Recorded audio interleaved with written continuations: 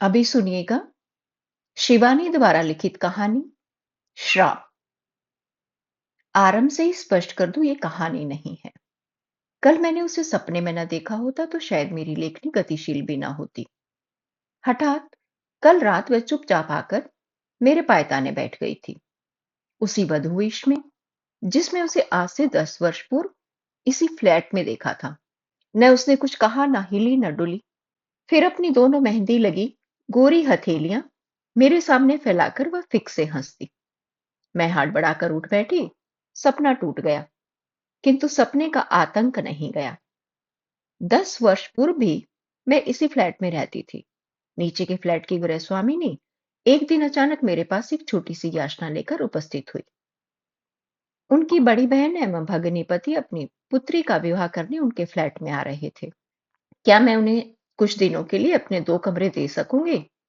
वैसे अपने एकाकी जीवन में मुझे किसी प्रकार का व्याघात अच्छा नहीं लगता, किंतु प्रतिवेशियों के प्रति सामाजिक कर्तव्य बोध ने साथ साथ किसी की भी कन्या के विवाह में ये सामान्य सा सहयोग देने की बलवती इच्छा ने स्वयं मेरी सुविधा असुविधा को पीछे ढकेल दिया। मैंने स्वीकृति दे दी। विवाह तिथि आसन थी। इसी से देखते ही देखते अतिथियों की भीड़ जुटने लगी। मुझे 2 अत्यंत निरीह शांत अतिथियों की मेजबानी निभानी थी। कन्या के सौम्य पिता एवं वृद्ध पितामह। बड़े संकोच से दोनों ही ने कृतज्ञतापूर्वक मेरा आभार प्रदर्शन किया। क्षमा कीजिएगा, आप ही को कष्ट देना पड़ा, पर हम आपको कोई भी कष्ट नहीं होने देंगे। केवल रात सोने के लिए आएंगे। और सचमुच ही मुझे ये पता नहीं लगा कि मेरे यहां सर्वथा अपरिचित अतिथि आए हैं। उनके रहने से मुझे रंच मात्र भी असुविधा नहीं हुई। यही नहीं, उनके जलपान भोजन चाय के साथ साथ मेरे लिए भी थाल लगकर आने लगा। शामियाना लग गया था। दरियों पर बीसियों दर्जन बच्चे नए नए कपड़े पहन गुलाटे खाने लगे थे। हलवाई ने चूल्हे का विधिवत पूजन कर कढ़ाई चढ़ा दी थी। मैली बनियान को छाती पर चढ़ा उन्नत उदर खुजाता हृष्ट पुष्ट हलवाई बम गोले से बूंदी के लड्डू और ढाल सी मठरिया बनाता बड़े से टोकरे में रख रहा था कि सहसा शोर मचा। अशर्फी देवी जल गई। मैंने भागकर बरामदे से झांका कि देखो कौन जल गया। हलवाई बड़बड़ा रहा था, सब हरामखोर हैं। अब देखिए भाई साहब, 2 मिनट के लिए इन्हें कढ़ाई सौंपकर सूरती खैनी खाने गया कि जलाकर राख कर दी। फिर उसने एक जली स्याही मठरी को निकालकर पास खड़े कारीगर को डांटा। अब खड़ा मुंह क्या ताक रहा है? जरा सी राख ला तो कोयले पर डाल, आंच मंदी करूं। कौन अशर्फी देवी जली कृष्णा? मैं अपना कौतूहल रोक नहीं पाई और मैंने गृह स्वामिनी से पूछ लिया। अरे मट्ठी जल गई, उसने हंसकर कहा। हमारे यहाँ लड़की की ससुराल को ऐसे 125 लड्डू और 51 मठरियां भेजी जाती है। हर मट्ठी पर घर की बड़ी बूढ़ियों का नाम लिखा जाता है। अशरफी देवी बिट्टी की होने वाली ददिया सास हैं। उन्हीं की नाम लिखी मट्ठी जल गई। मुझे हंसी आ गई। अपने पीछे खड़े कन्या के पिता को मैं देख नहीं पाई थी। अब देखिए ना, वे खिसियाए स्वर में बोले, कैसे बेकार के रिवाज हैं। पर एक हम हैं कि इन्हें मनाए जा रहे हैं, पर मजबूरी है। ना करें तो सोचेंगे हम पैसा बचा रहे हैं। कन्या के पितामह सारा दिन ही सड़क पर टहलते रहते। मैंने एक दिन देखा, इधर उधर देखकर उन्होंने एक ठेले वाले को रोककर 4 केले खरीदे और जल्दी जल्दी खा गए। घर का आंगन तो मिष्ठान पकवानों की सुगंध से सुवासित हो रहा था। फिर ये बेचारे भूखे कैसे रह गए? कन्या के पिता को नीचे जाने में जरा भी विलंब होता तो नीचे से कर्कश स्वर में कन्या की मां अधैर्य से पुकारने लगती, सोते ही रहेंगे क्या? अमीनाबाद से रजाई का बक्सा कौन लाएगा? मेरा बाप? मैं स्तब्ध रह गई थी, ये जानकर भी कि पति एक सर्वथा अपरिचित ग्रह का अतिथि है और मेजबान भी बरामदे में खड़ी है। ऐसी औदित्यपूर्ण अशालीन भाषा का प्रयोग। असल में अचानक ही विवाह तिथि निश्चित हुई। उस पर वर पक्ष का आग्रह था कि हम लखनऊ आकर ही विवाह करें। इसी से बेचारे कुछ हड़बड़ा गई हैं। उस पर हाई ब्लड प्रेशर है, आप अन्यथा ना ले। कन्या के पिता ने पत्नी की अशिष्टता की कैफियत दी तो मैंने हंसकर कहा, कन्या के विवाह में किस मां का पारा नहीं चढ़ता। कौन पत्नी पति पर नहीं बरसती। मैंने भी 3-3 कन्यादान किए हैं। आश्वस्त होकर वे चले गए, किंतु जिस दिशा को जाते, बेचारे पत्नी की शब्दभेदी वाणों से निरंतर शरविद होते रहते। हद है, 100 बार कह चुकी हूं कि बैंक से रेजगारी लानी है, नए नोट लाने हैं। अरे आखिर कब नोट आएंगे और कब उनकी माला बनेगी? पर कोई सुने तब ना। न अभी तक हलवाई को बयाना दिया गया है, न सकोरे पत्तलों का इंतजाम हुआ है। आखिर आप कर क्या रहे हैं अब तक? जितना ही कर्कश स्वर पत्नी का था, उतना ही कोमल स्वर पति का था। गुनगुनाकर न जाने क्या कहते कि उत्तर सुन नहीं पाती। रविंद्रनाथ ने नारी के 2 रूपों का वैशिष्ट्य बताया है, जननी या प्रिया। मेरी धारणा है कि पुरुष के भी 2 ही रूप हैं, स्वामी या सेवक। बेचारे मेरे अतिथि दूसरी श्रेणी में आते थे। लगता था उनका अपना कोई अस्तित्व ही नहीं है। उस दबंग स्वर की गरियसी स्वामिनी को देखने का कौतूहल ही मुझे वहां खींच ले गया। उनकी दिरांगी मेदबहुल शरीर को देखकर मुझे लगा कि उस व्यक्तित्व के चौकटे में वह रोबीला कंठस्वर एकदम ठीक ही बिठाया है विधाता ने। आपने बड़ी कृपा की। कन्या की मां ने बड़े आदर से मुझे बिठाया। वहां तो हमारी इतनी बड़ी कोठी है कि 100 मेहमान भी आ जाएं तो पता ना लगे। पर लड़के वालों की जिद थी कि हम यहीं आकर शादी करें। अरे दिव्या, क्या कर रही है? यहां आकर देख कौन आया है।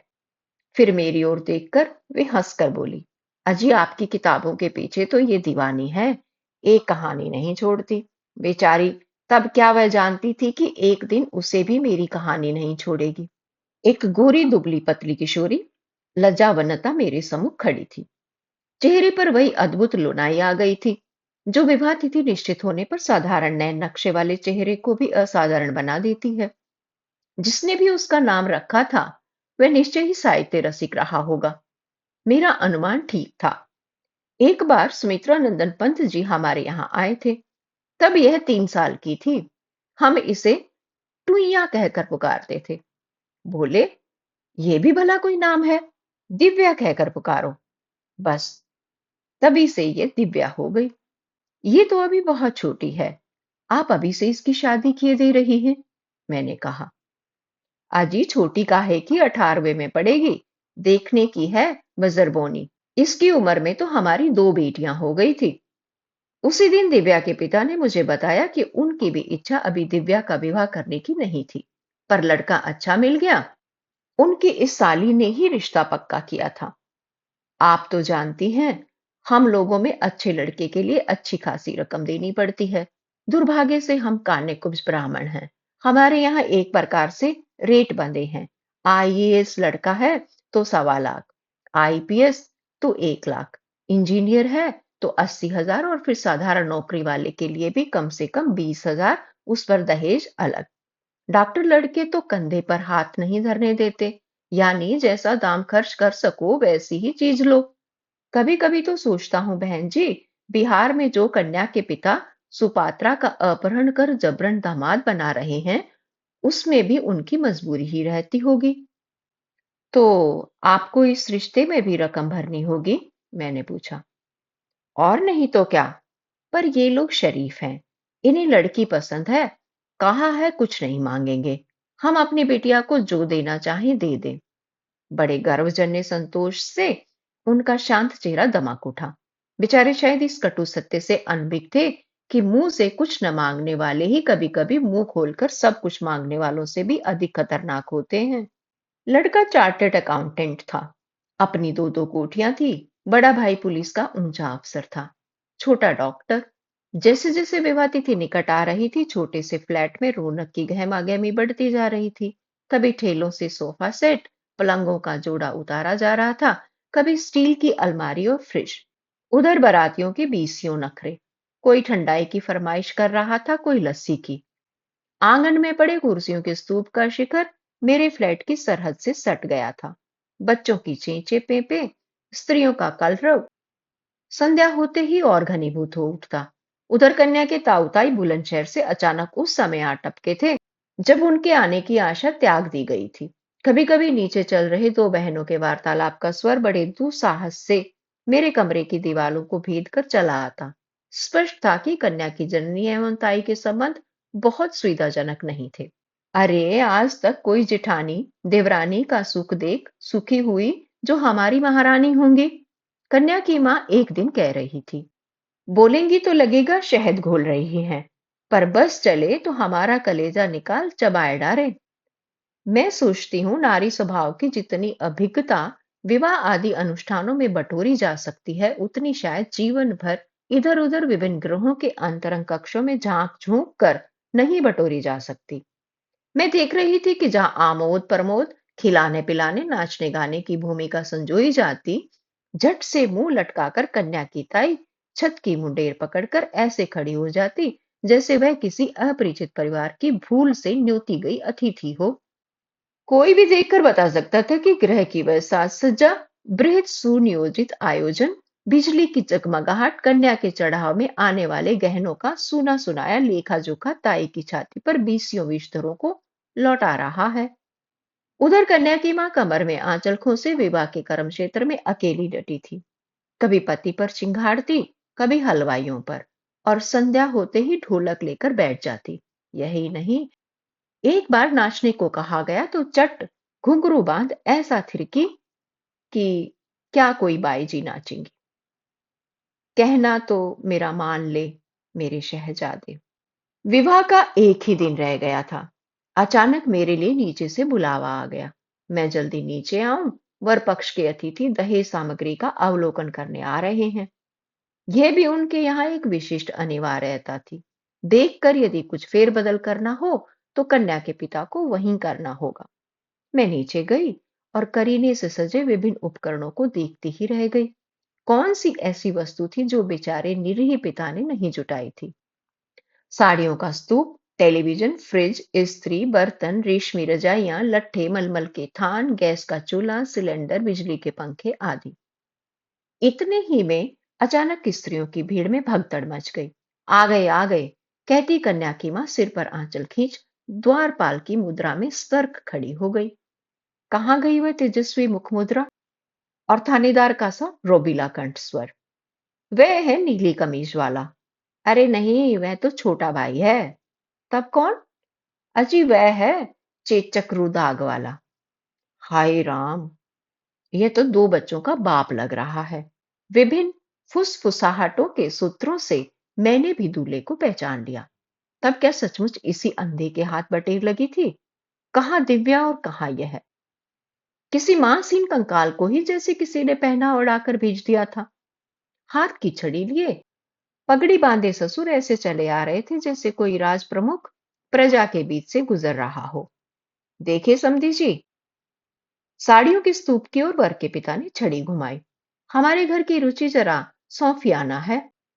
वे ये सब तड़क भड़क की बनारसी कभी नहीं पहनेंगी। ये सब हटाकर कांजीवरम और चंदेरी गढ़वाल रखवा दे। यही फरमाइश मेरी लड़कियों ने भी की है। छड़ी से उन्होंने साड़ियों को ऐसे उथल पुथल दिया जैसे कोई स्वास्थ्य निरीक्षक सड़क की पटरी पर सड़ी गली सब्जी या खुले कटे तरबूज का ठेला उलट देता है। मुझे बहुत बुरा लगा। यह भी कोई तरीका है? कन्या पक्ष के इतने अतिथियों के सामने कन्या के पिता का ऐसा अपमान! अलग ले जाकर भी तो कह सकते थे। कन्या के पिता अंत तक हाथ जोड़े ऐसी व्यर्थ कृतज्ञ मुस्काने बिखेरते रहे जैसे कह रहे हूं, आपकी जूती मेरा सिर। चलते चलते सहसावर के पिता मुड़े। हमने तो आपसे कह ही दिया है, हम कुछ नहीं लेंगे। द्वाराचार में हमारा और हमारे अतिथियों का स्वागत ठीक ठाक रहे, बस इसी का ध्यान रखिएगा। बस इसी आदेश के गूढ़ अर्थ को बेचारा कन्या का पिता ग्रहण नहीं कर पाया। स्वागत तो अच्छा ही किया। अतिथियों के कंठ में अजगर से पृथुल फूलों के हार भी पड़े, गुलाब जल का छिड़काव भी हुआ। वर के लिए कहीं से मर्सिडीज भी मांगकर फूलों से भरकर सजाई गई। आमेश निरामिष व्यंजन, विदेशी सुरा के क्रेट, क्या नहीं किया बेचारे ने। लड़की विदा होने लगी तो माँ और मौसी को रोते रोते गश आ गया, पर पिता हाथ बांधे समधी के सामने ऐसे खड़े हो गए जैसे दीनहीन चौबदार हों। एक ही रात में उनका दमकता चेहरा स्याह पड़ गया था। आप लोगों के स्वागत में कोई त्रुटि हुई हो तो क्षमा करें, उन्होंने धीमे स्वर में कहा। समधी की आंखों से अभी तक रात की खुमारी नहीं उतरी थी। काले चेहरे पर आरक्त आंखें इंजन की अग्निस्तूप सी चमक रही थी। एक ही आनंद को दशानन की अहंकारी मुद्रा में हिलाते हुए बोले, क्या त्रुटि रह गई है? ये भला हम अपने मुंह से क्या कहें?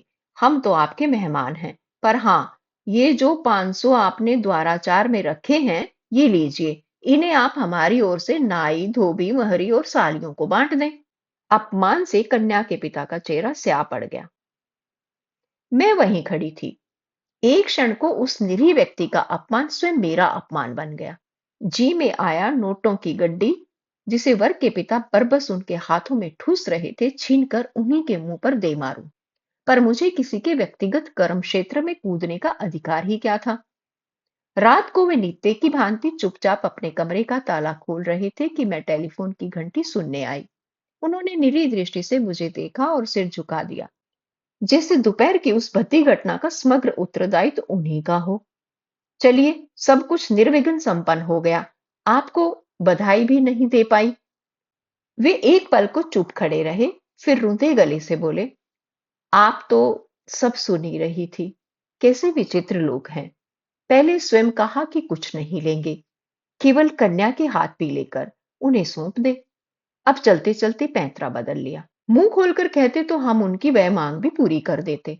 अब दिव्या की चिंता लगी रहेगी, बहुत भोली है। आज पिताजी ने वह सब नाटक देखा तो नाराज होकर कानपुर लौट गए। बोले, कसाई को गाय थमाना हमने नहीं सीखा। तुम और बहू ही ये लेन देन निभाते रहो, हम चले। आप चिंता ना करें, सब ठीक हो जाएगा। ऐसी सुंदर लड़की है आपकी, गुण रूप देखकर अपनी सब मांगे भूल जाएंगे। अब कभी कभी सोचती हूँ, नारी होकर भी मैं उन्हें एक नारी के प्रति हो रहे अन्याय का विरोध करने को क्यों नहीं उकसा पाई? क्यों नहीं कह सकी कि जो सगाई में ही ऐसे नीच लोलुप स्वभाव का परिचय दे गया, उसे क्यों अपनी कन्या सौंप रहे हैं आप? अभी क्या बिगड़ा है? तोड़ दीजिए ये सगाई। विवाह हुआ था और बड़ी धूमधाम से हुआ था। इसी से थकान उतारने में भी कन्या पक्ष को 3-4 दिन लगे। फिर अचानक एक दिन कन्या के पिता मुझसे विदा लेने आए।